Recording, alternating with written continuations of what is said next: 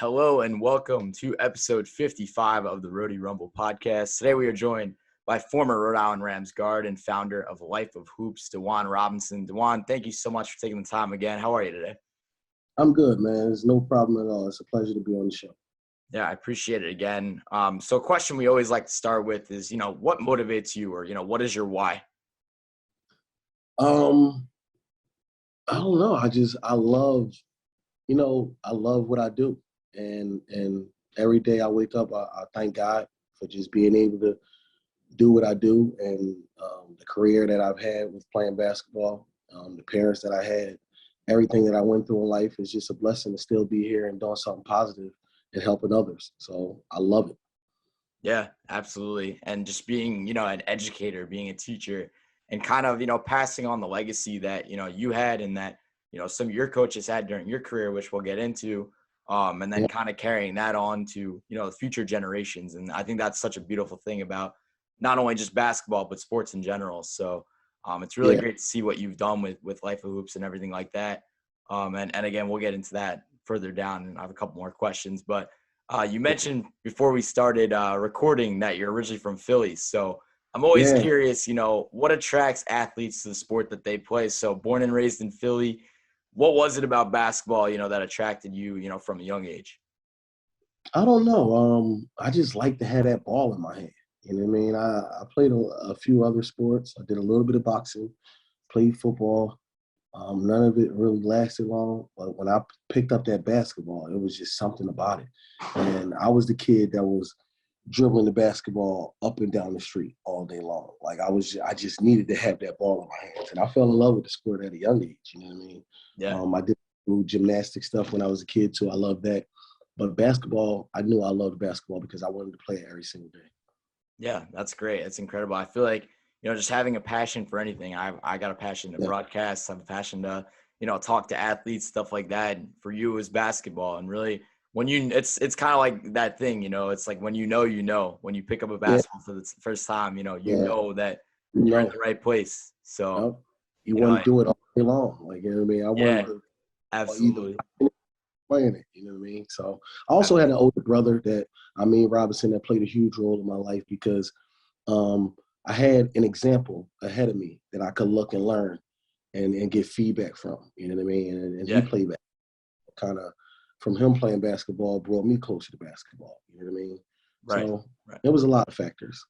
Yeah, and I mean, like that alone as well, just having someone in your life, whether it's Yeah. a mentor, a family member, someone that kind of helps you get into something. I feel like there's always someone or an inspiration that, helps you get into what you love. Maybe you don't realize that you love Yeah. the sport or you love that passion right away, but eventually, I like to say everything happens for a reason. Maybe Yep. there's a reason that, you picked up the basketball and you tried out a couple of other sports and here we Yep. are now, just a couple of years down the road, and you're still doing it all year long. So just one of Yeah. those amazing stories that you love to hear, honestly.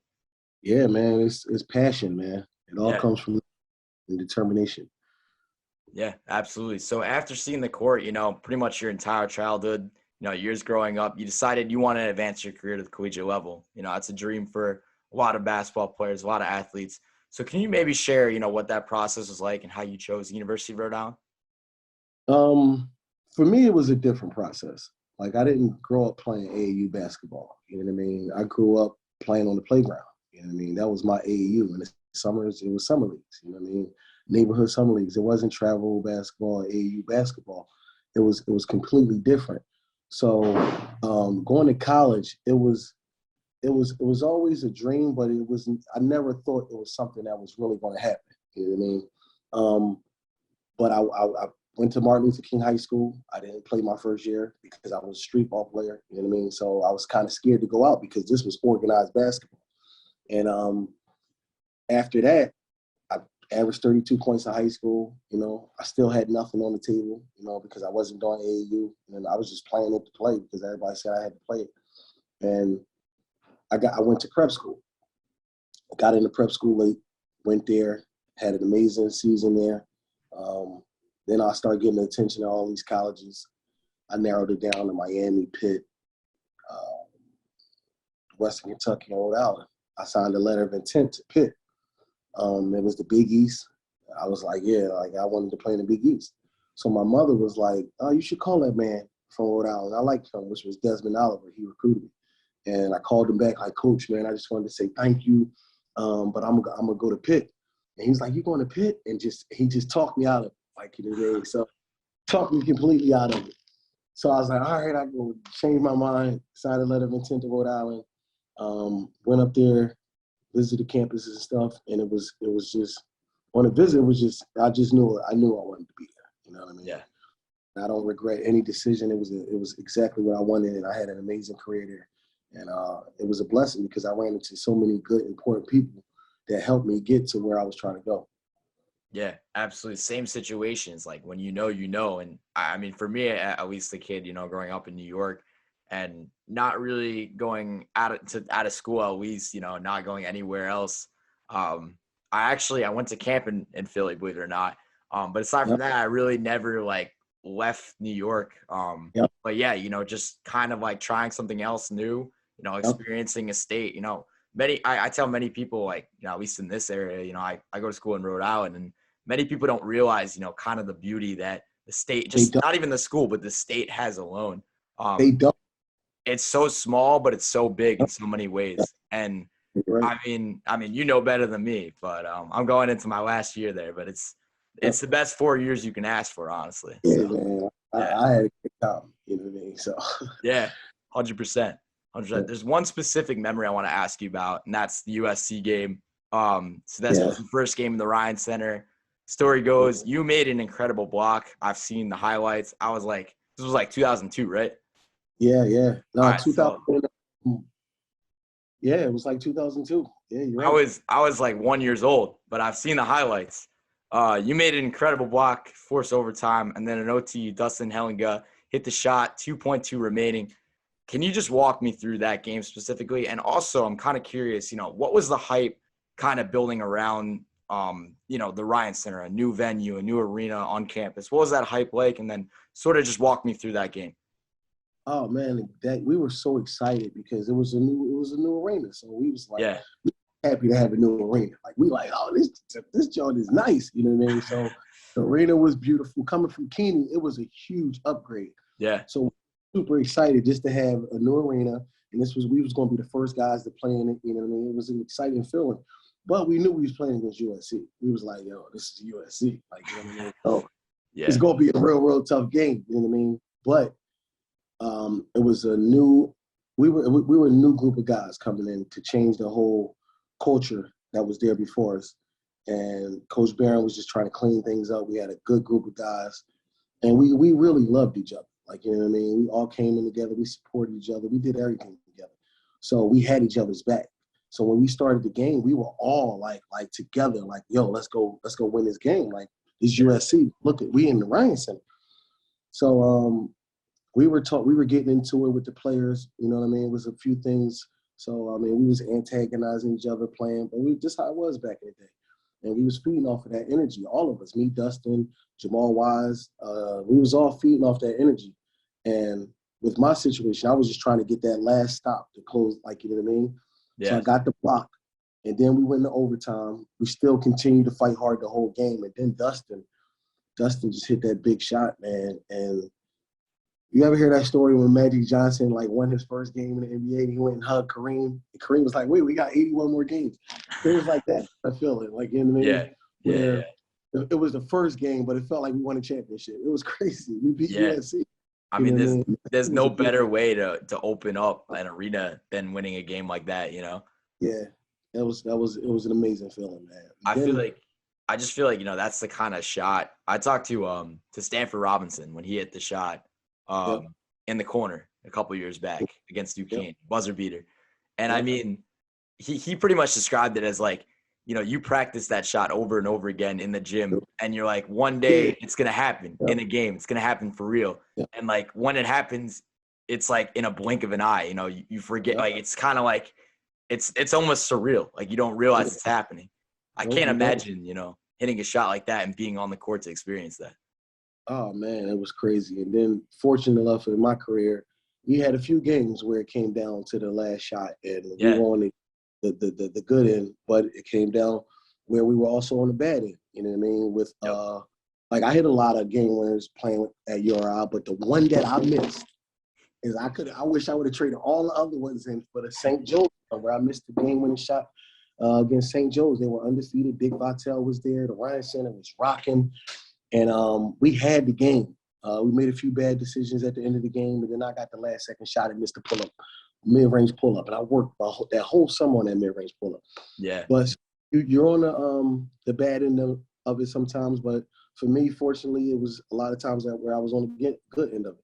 Yeah, I mean, even like missing a big shot like that, you can't let that haunt you, forever. And you just got to keep going. You just got to keep moving on. Like that story you just alluded to with Magic Johnson, 81 more games, you got to keep going. It's a long season, especially in college basketball. And the Atlantic 10 it's a long season. You never know. They always have projections, I feel like, in the Atlantic 10. So-and-so is going to come out. But you can't listen to those projections because the thing I love about this conference is anyone could come out and be the number one team any given year. So really, and even I feel like the last couple of years it's come down to the wire for URI. And granted, they blew a couple of leads. They made a few mistakes and stuff like that. But you just got to keep going, and that's something that you just got to have in sports, especially in basketball. Yeah, I mean, like I tell some of my players that you just got to have a short memory. Yeah. And when I was young, I didn't understand the importance of this stuff. I was just playing basketball to play basketball. Right. As I got older, I started to understand the importance of the game. And that's when the pressure comes and you start, because you're thinking about too many factors that have nothing to do with the game. You know what I mean? Yep. And that's when the pressure comes. But as a kid, I never felt that. Big shots was I didn't even see the negative in it. I was just proud to be taking the shot. I'm gonna make this, you know what I mean? So it was different for me. You know what I mean? A lot of other kids, I'm sure.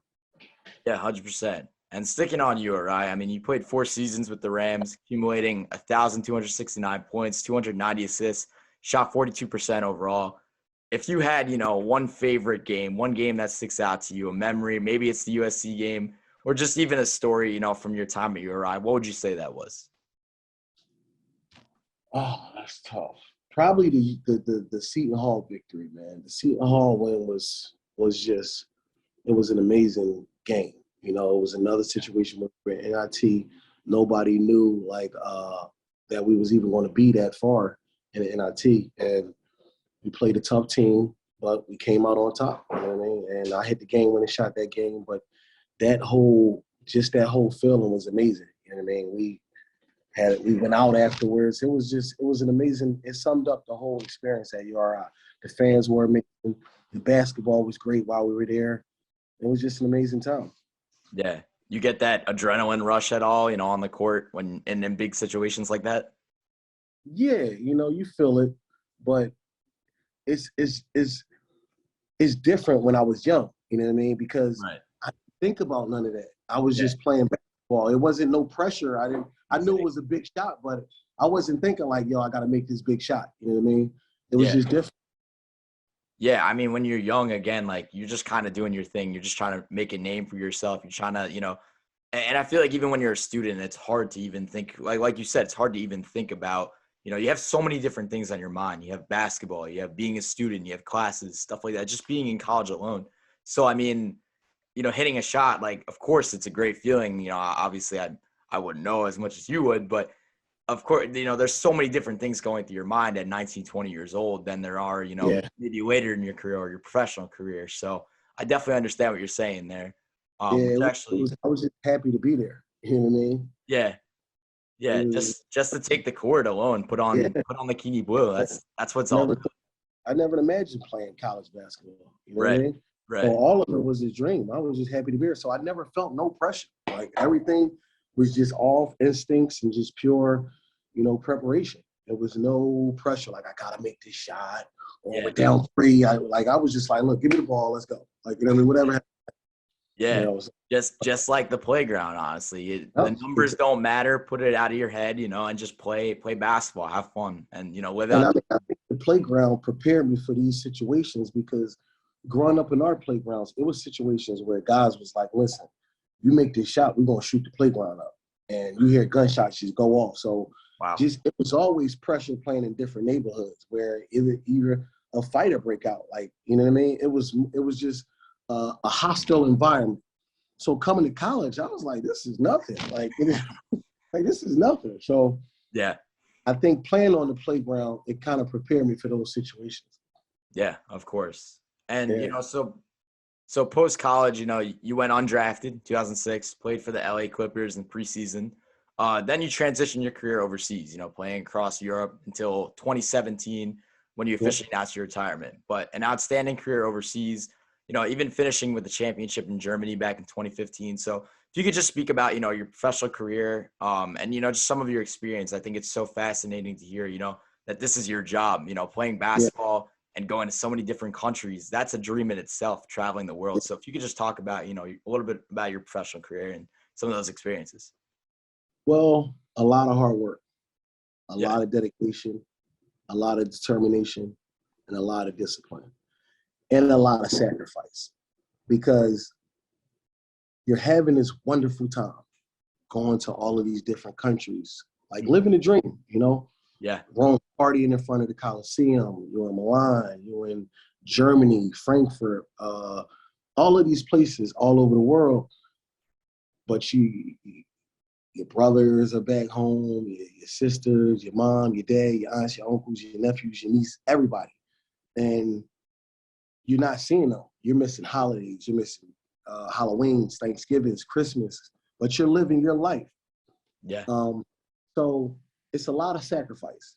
It's a lot of hard work, because in Europe, it's not like the NBA. The contracts are guaranteed, but I've seen them get guys out of their contracts like in the middle of the playoffs. So it's real cutthroat. Like, you can lose your job like that. So you gotta be on top of your game. You know what I mean? It's not like college where if they say we don't like you after 2 months, they're gonna have another player at the gym. They won't even tell you. And then next thing you know, you're out the door. So you gotta stay on your job. So you gotta be committed. You gotta be working your butt off.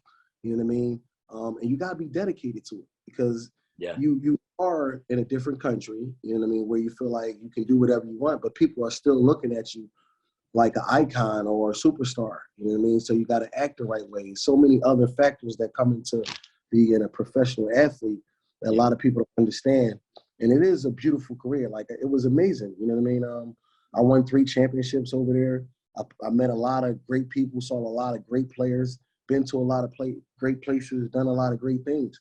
So it was a blessing that I never expected to be playing in Europe, you know what I mean? Yeah.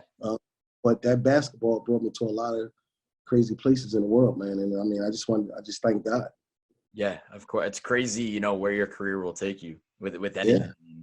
Yeah, man. But it's a lot of hard work, man. A lot of hard work.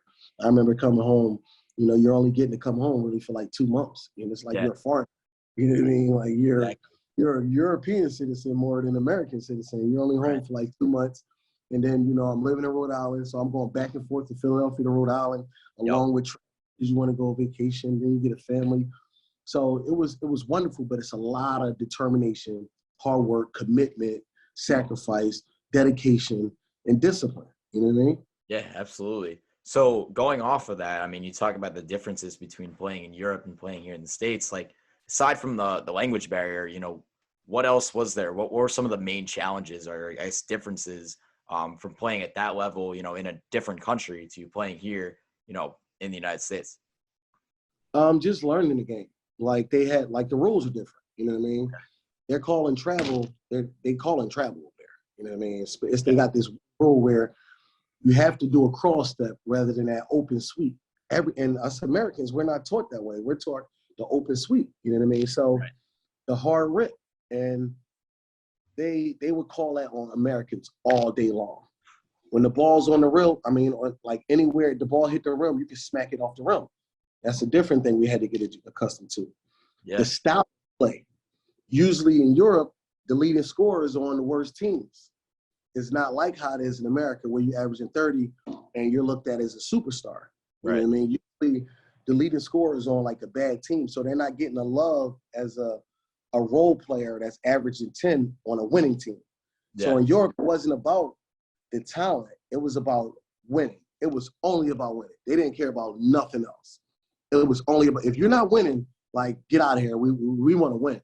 Right. So that was another thing I had to learn. Like, they really love the game over there, like the fans do. Like they're diehard fans, not like, you know what I mean? American they are too, but these guys are like diehard fans. You know what I mean? So, and then like I said, learning the game. It was a lot of spread offenses.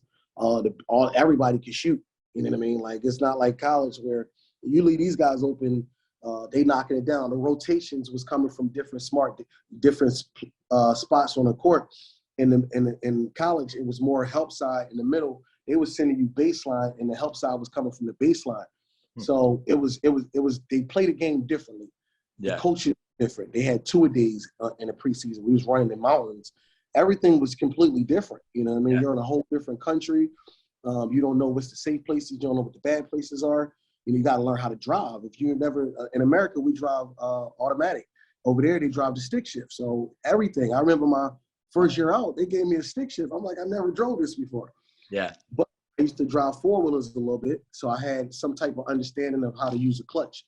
Yeah. And that saved me. But still, I never drove a stick shift before. So it was everything that you had to get accustomed to. And a lot of Americans can't make those adjustments, and they don't last long over there.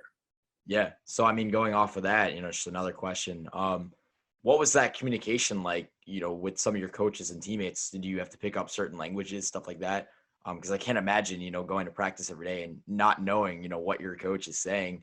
And of course, it's all about winning. So you want to know, exactly what is being communicated to the players. Yeah. So a lot of people ask me that question.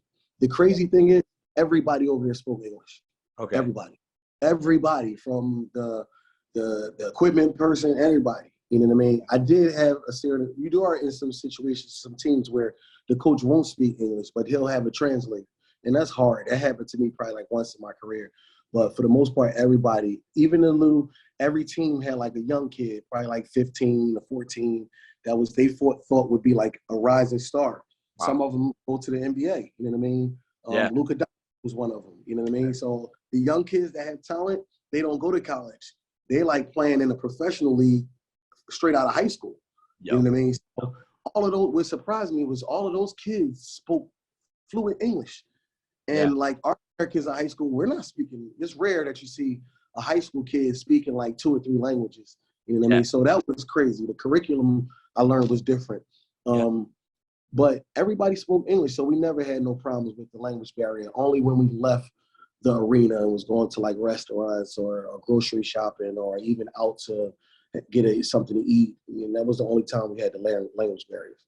Yeah. Well, I mean, I give you credit, honestly. I know people that go and study abroad, for a semester or a month or something like that. But to live there for the amount of years that you live there and, continue to do what you love, I give you credit, and all the other, college basketball players that go on to play professionally overseas. And there are a handful of them that I've interviewed that just come from Rhode Island, and they're still playing over there, and they're killing it over there.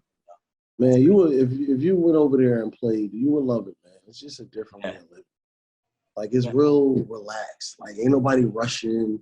Ain't nobody. You don't get road rage. You know what I mean? It's just in Italy, you got a break from like 12 to 4. That was like mind blowing. Like the whole town would just like shut down.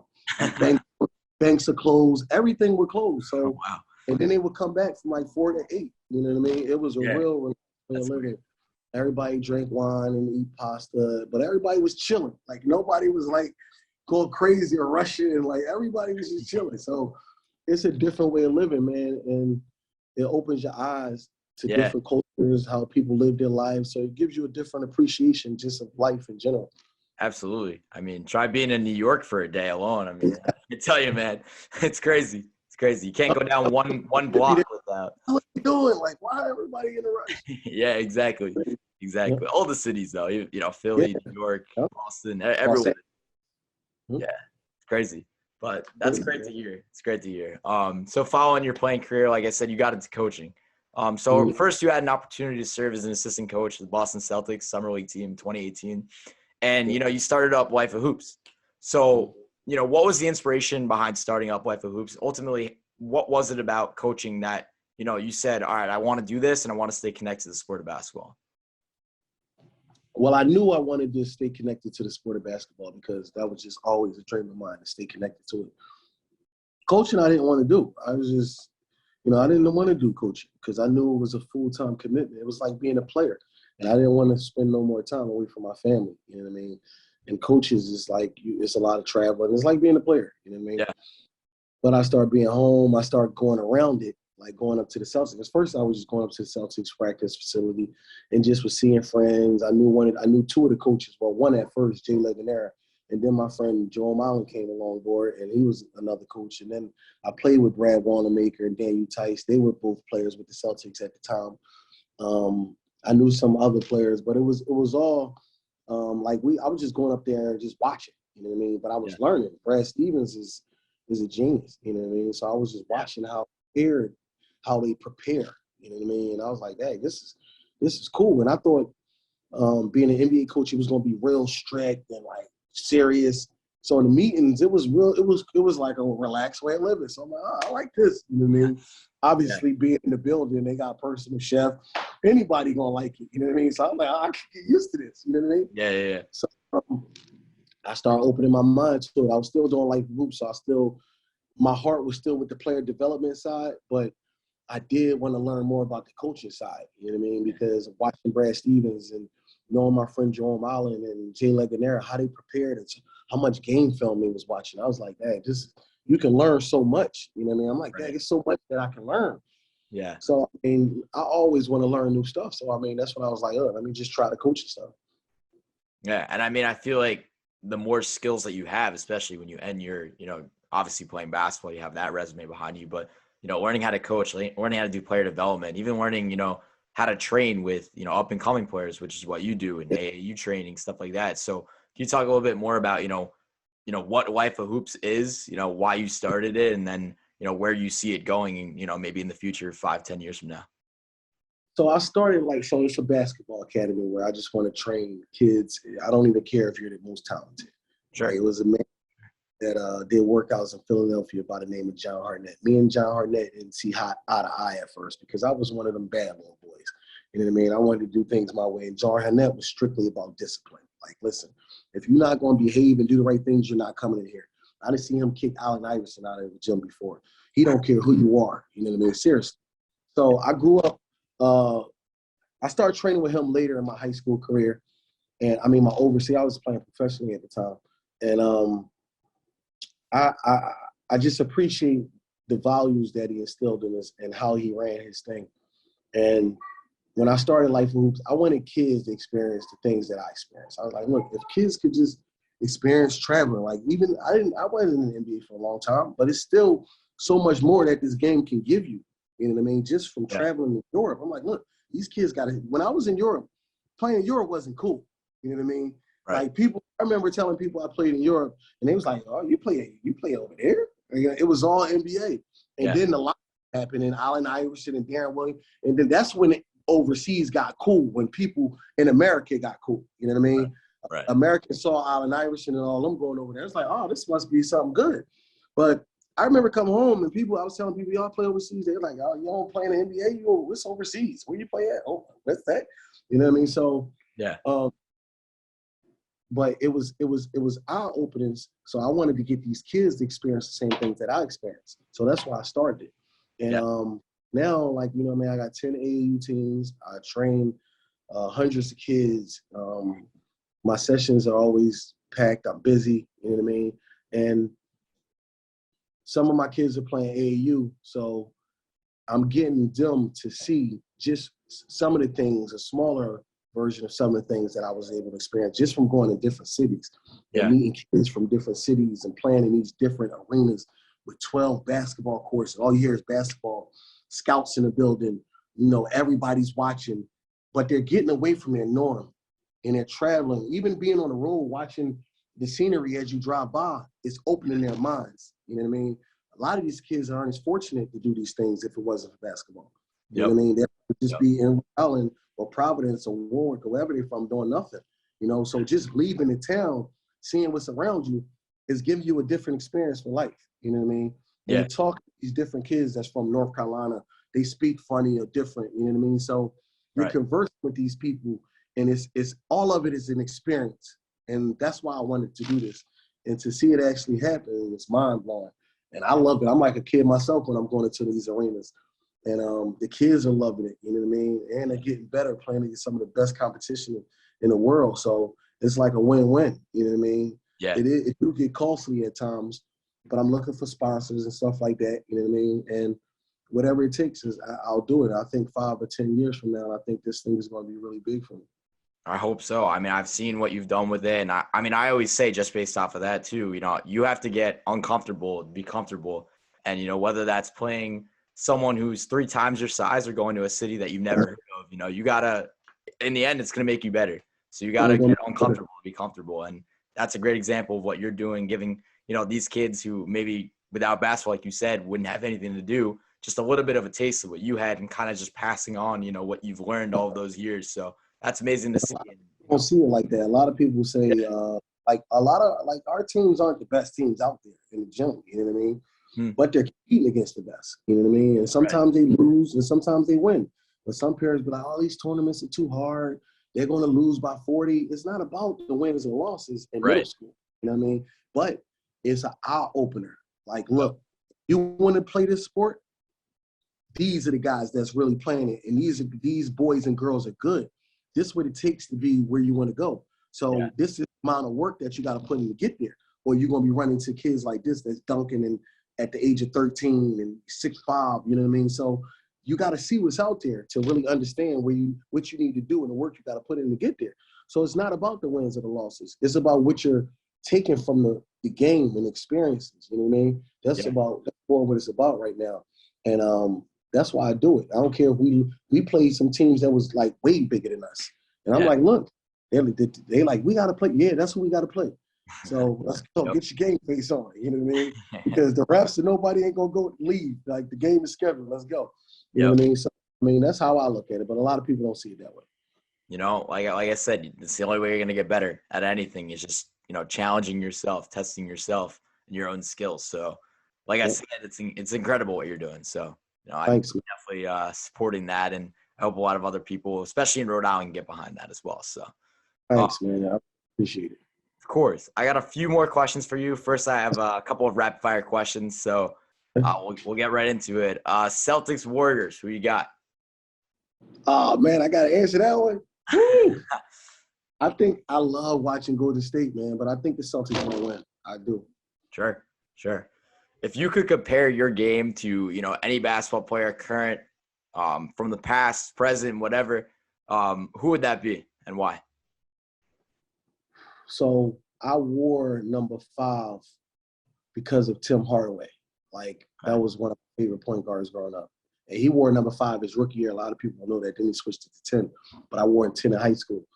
But I would say Baron Davis without the hops. That's a good answer. I like that. Favorite Coach Barron memory? Oh, man. Oh, man. There's so many. We used to have this thing called Barronisms where Coach Barron would say some of the craziest stuff, man. And I would just say the Barronisms. My teammates and everybody, they know what that is, but Coach Barron would just say some off the chart stuff sometimes that would be so funny. I would say the Barronisms. Yeah. A lot of people. It's a long story, though. No worries. No, that's funny. I've heard a lot of fun things about Coach Barron. So I've interviewed Jimmy Barron. Great guy, you know, great basketball player as well. So he would say stuff like, "Look, you got to be great from the stand." He will always say standpoint, from the standpoint of being a dog. And we'd be like, "What?" He will always do that. You got to be great from the standpoint of being a dog. And we'd be like, "I didn't get that one." So that was like that was my favorite Coach Barron moment. And it was a lot of moments. So I'll say those moments. Yeah. Love it. Love it. Toughest player to guard in your career? Oh, that's tough, man. Honestly, I would say Marcus Green, man. Okay. My friend from Philly, he played at St. Bonaventures. Remember him? He wore the big long shorts. Remember him? The little midget dude from St. Bonaventures. What year was this? He was there my era. You know I was like an infant, so no, I don't remember. But I would say Marcus Green, man, Okay. he was unbelievable. He was in the top like 5 in scoring in the whole NCAA and top 5 in assists around these years. Sure. He was like 5'7", like just picking you up full court Huh. all day long. He was a pest. You know what I Yeah. mean? Will Fats And Russell do him? he was shooting deep. He could pay. He was a get into deep into the paint, kick it out. His IQ for the game was off the charts. He was tough, Yeah. and he's from Philly, so I grew up with him. So We so played it's together. a little like Fats Russell there, a little undersized from Philly. Yep. But he was way smaller than Fats, man. He Oh, was tough. really? Yeah, Okay. he was a little dude, but just played huge. He played in Europe for a long time on top-notch teams. He was an unbelievable player. I got you. Where was the team going, after a big win or a big game, Kingston, Narragansett area? We was in Black Point. That was in Narragansett. We was in Black Point like that. We actually got that place closed down. So that's where we was going after any victory or anything like that. Yeah, I lived over there near the trail, like right across the street from the trail. Yeah. Yeah, we was at Black Point, man. Yeah, anywhere specifically or just hanging out over there? Nah, that was the name of the bar. It was a Okay. bar. Okay. Point, you know what I mean? So we would go there after all. We was always at Black Point. You know what I mean? So Where was it? Where was it located? It was right on the corner, right by the beach. So the beach is right here. They turned it into like apartments now, but I can't remember the street. But it was right there. It was in Narragansett. Okay, yeah, I think I know where that is. Crazy. Yeah, your go-to roommate, on trips in college. Jamal Wise. Gotcha. Got you. And your go-to warm-up song. Oh man.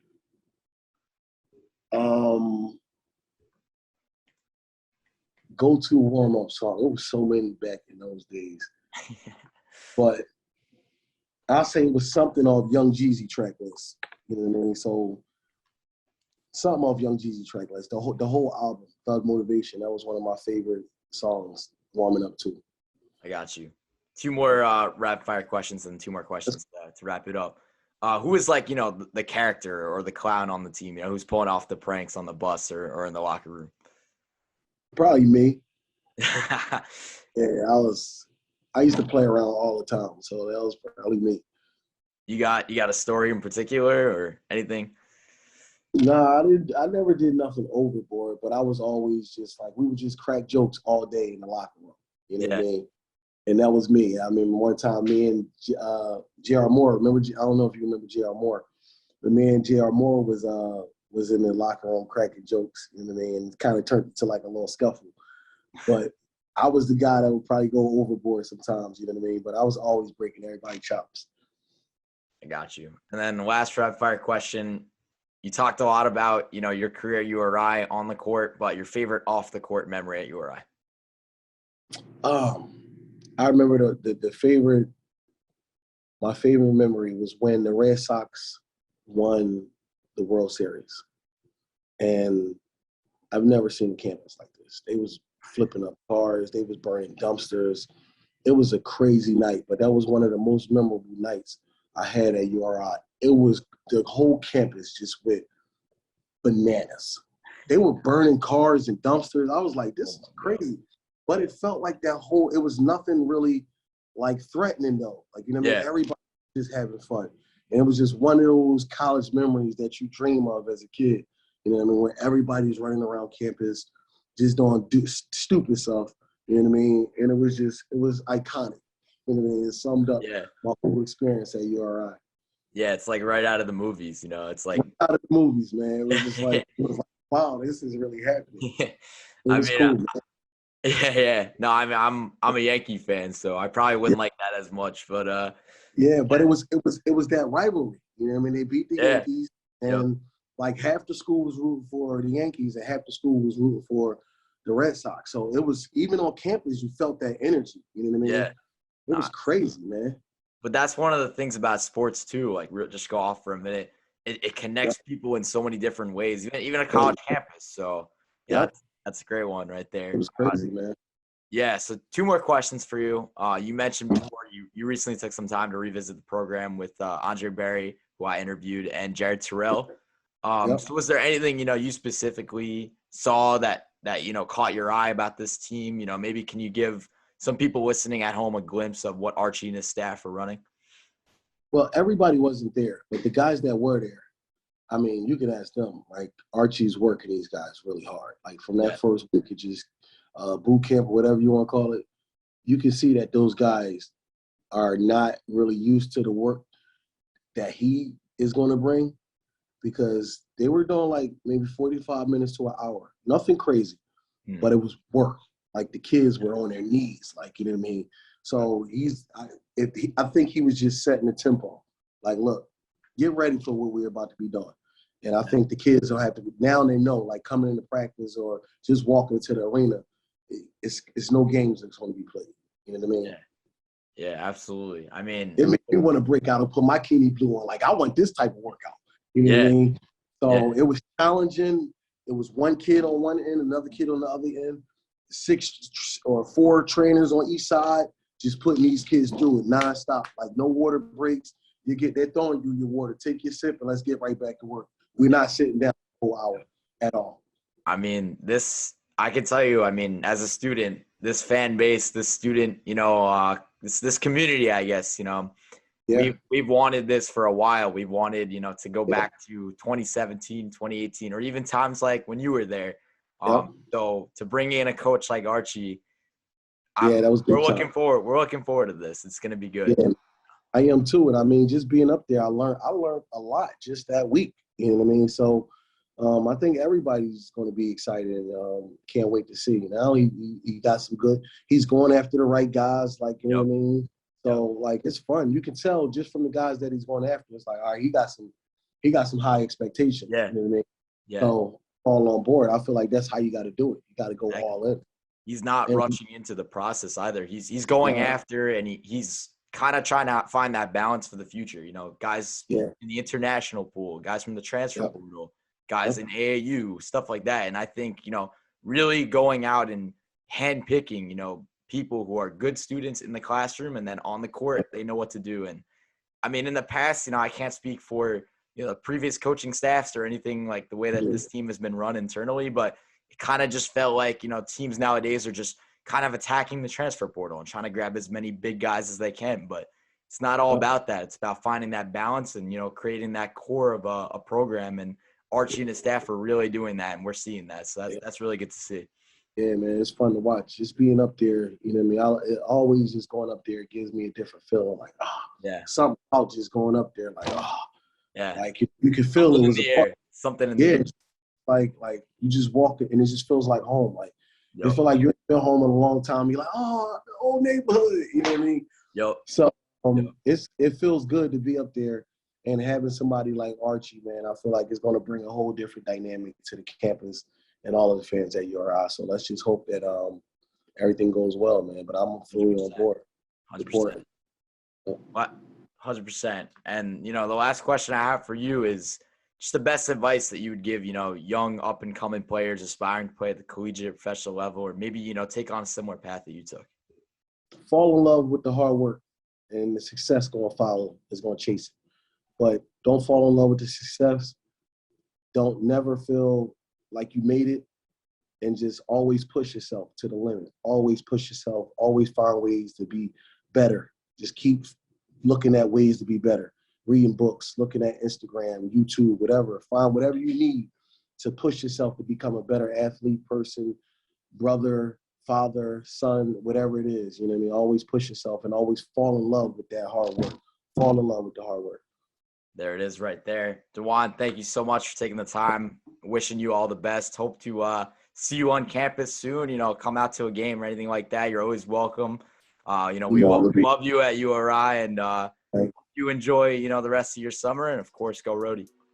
Thanks, man. If you need something, you always know. Just hit me up, man. I'm always here. Appreciate it. Thanks for having me on, man. Take care. Thank you.